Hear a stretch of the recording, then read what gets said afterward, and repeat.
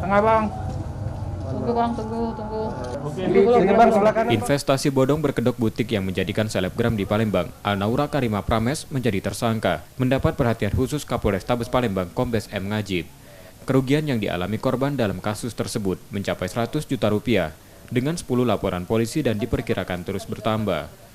Masih terjadi warga yang jadi korban investasi bodong. Kapolrestabes Palembang menghimbau masyarakat lebih cermat dalam memilih jasa investasi. Warga diminta memastikan legalitas dan jangan tergiur dengan keuntungan besar yang tak wajar. Transaksi diutamakan bertatap muka dan sebaiknya menghindari tawaran investasi melalui online atau media sosial secara perorangan.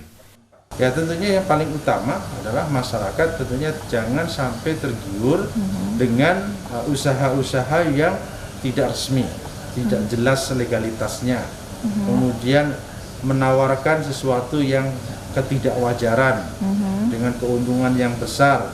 Nah ini yang harus diperhatikan. Apabila melihat usaha-usaha ekonomi yang seperti itu, keuntungannya besar, kemudian legalitasnya tidak ada. Nah ini jangan sampai masyarakat ikut tergiur untuk ikut investasi. Kapolrestabes Palembang meminta masyarakat yang jadi korban dari kasus itu untuk tak ragu segera melapor pada polisi. Rizky Oktora, Muklas Diferensial, Kompas TV, Palembang, Sumatera Selatan.